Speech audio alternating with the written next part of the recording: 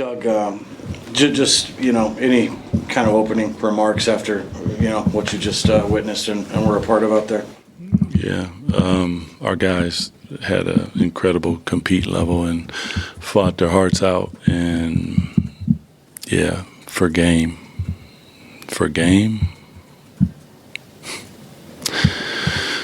yeah. I don't know, Jason. Anything that I say, I'm going to get fined up here. So I got a lot to say, so I probably shouldn't say nothing. Okay, and I was just watching a replay of the foul on Westbrook. Have you? I haven't saw it. You haven't seen it? No, but do you want to address that, or do you want to leave that alone?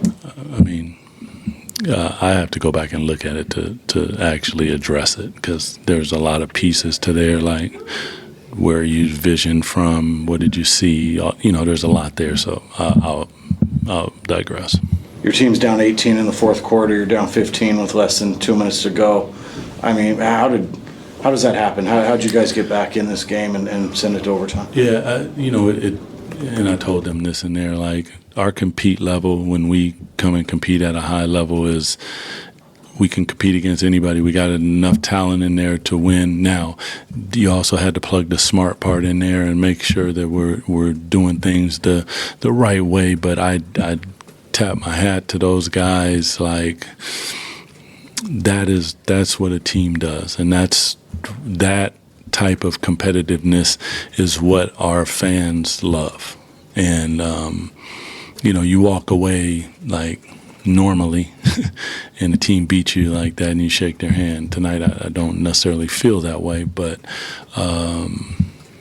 they just kept fighting and they refused to lose. They continued to fight and compete, and that is what our organization will be about. It's what our team will be based upon, and that's what we want. That's what, if you do that, most times you give yourself a chance to win.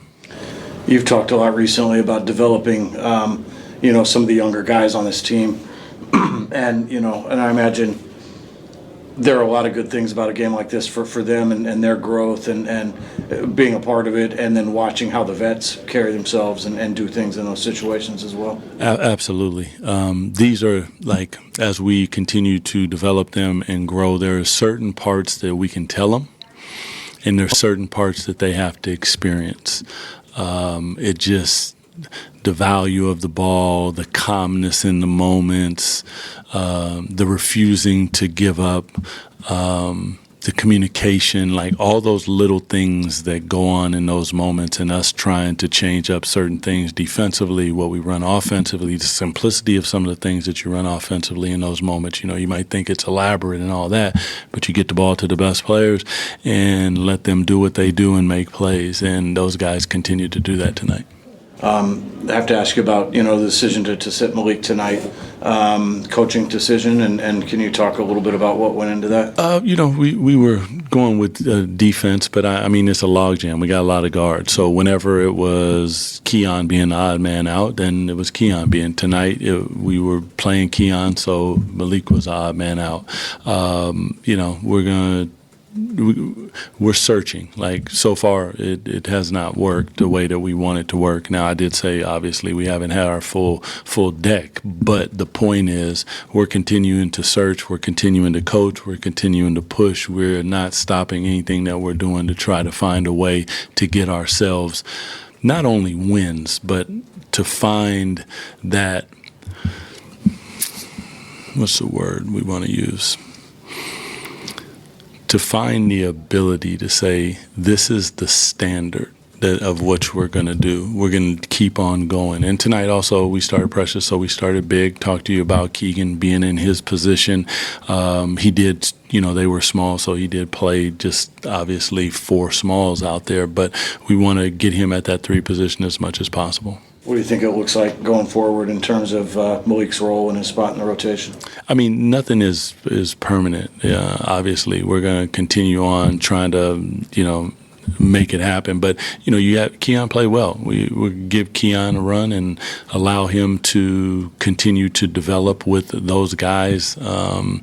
he came in off the bench, I thought, and played fantastic with that bench unit. They did a really good job. In the third quarter, it just kind of got away from us. We got stalled out a little bit, but and then came back with the starters, and Keon was a part of that group. I think Precious was the one that was out, and I thought those guys did a great job.